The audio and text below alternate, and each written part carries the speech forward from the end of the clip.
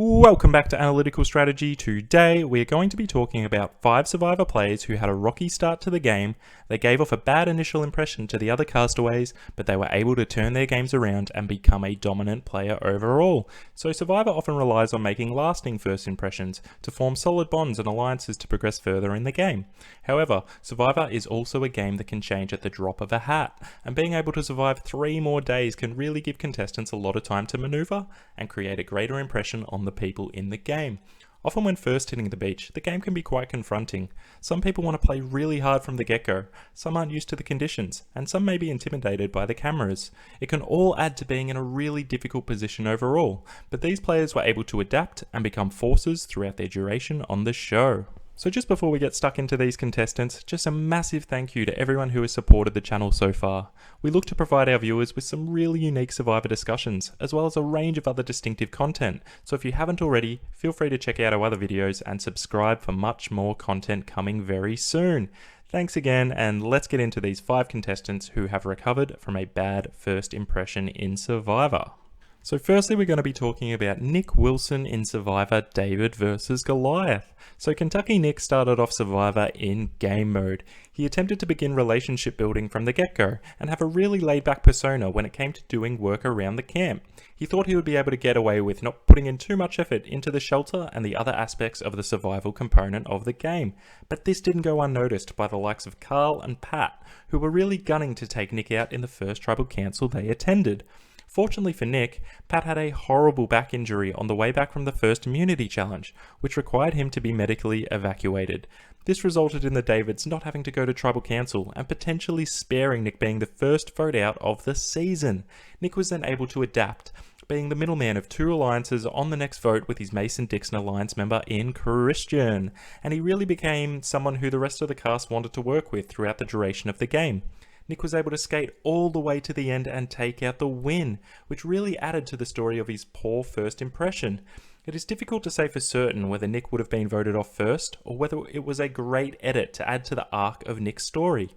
But nonetheless, his initial laziness around camp definitely had some players against him, and he was able to turn this around and become a social and strategic force within the remainder of the game.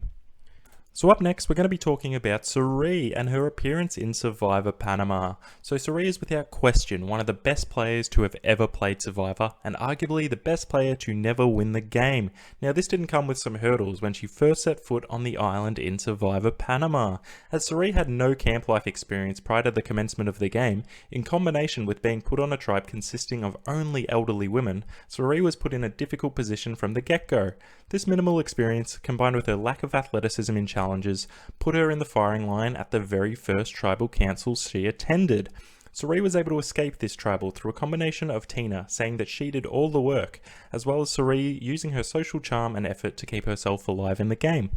She was then switched into another minority alliance after the tribe swapped from 4 to 2, and again just stayed alive with her initial tribe member Melinda being voted out, leaving her as the only person from the elder women left in this tribe.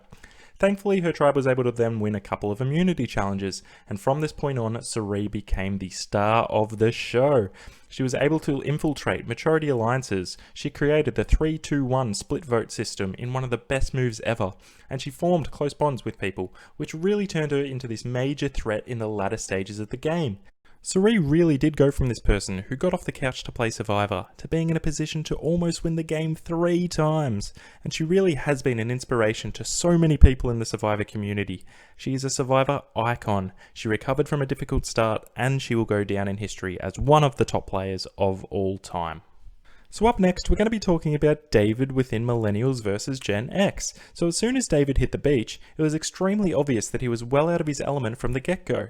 He was an extremely anxious individual, and when you pair this with the game of Survivor, paranoia is one of the key attributes that can go into overdrive. With David being a massive superfan of the show, he was the type of player that really wanted to be the "I trust you, I'm on your team, please don't vote me out" kind of player initially, and was always off looking for an idol, which usually doesn't bode too well in Survivor. It makes you look like a gamer rather than somebody who is trustworthy, and this is really what put David on the outs and at the bottom of his tribe from the get-go. Now it is important to note, it isn't just the game and strategy situation that can contribute to these anxious base characteristics in these type of players. It's the whole aspect of Survivor. It's one thing to love the game and want to get out there and play it, but when you are there and you have cameras on you 24 hours a day, there's people inside and outside of the game watching your every move, it would be understandable to be extremely overwhelmed for many individuals, but especially those who are prone to anxiety from the get-go. Once David became used to these elements, he was able to turn from this worried and fearful individual to an absolute force in the game. His close relationship with Ken was just a stepping stone and momentum builder to control a power alliance throughout the majority of the game. He went from being the guy people wanted to get rid of because they didn't like him, to the guy people wanted to get rid of because he was too much of a threat.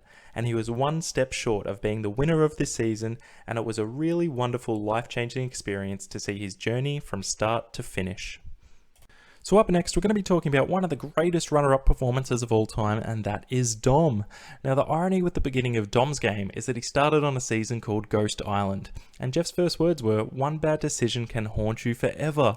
For some reason, Dom decides to immediately single himself out by raising his hand and disagreeing with Chris's decision to bow out of the opening challenge and further reward the opposing tribe.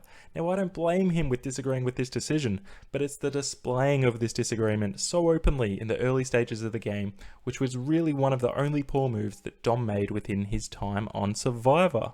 It immediately caused a rivalry between Chris and Dom from day one, which is not a good position for either of these contestants to be in. Thankfully, due to his tribe being a force in challenges, it resulted in not having to see this rivalry truly play out until the tribes had merged, where Dom obtained the upper hand and took Chris out. Whilst Dom was in the firing line from the get-go, he was able to establish a really close bond with Wendell, and then brought in Laurel and Donathan once the tribes had switched. He really turned his game around, and he was an absolute force that other members really feared to turn on him. He played arguably one of the best losing games in history, which was a nice surprise after seeing such a poor game decision from when he first set foot on that beach. So last but by no means least, we're going to be talking about Kathy Vavrick-O'Brien from Survivor Marquesas. So Kathy was probably the first person in history to really have this big arc in terms of her Survivor story. Kathy commenced the game on the Rotu tribe, where she was a clear outsider from the get-go.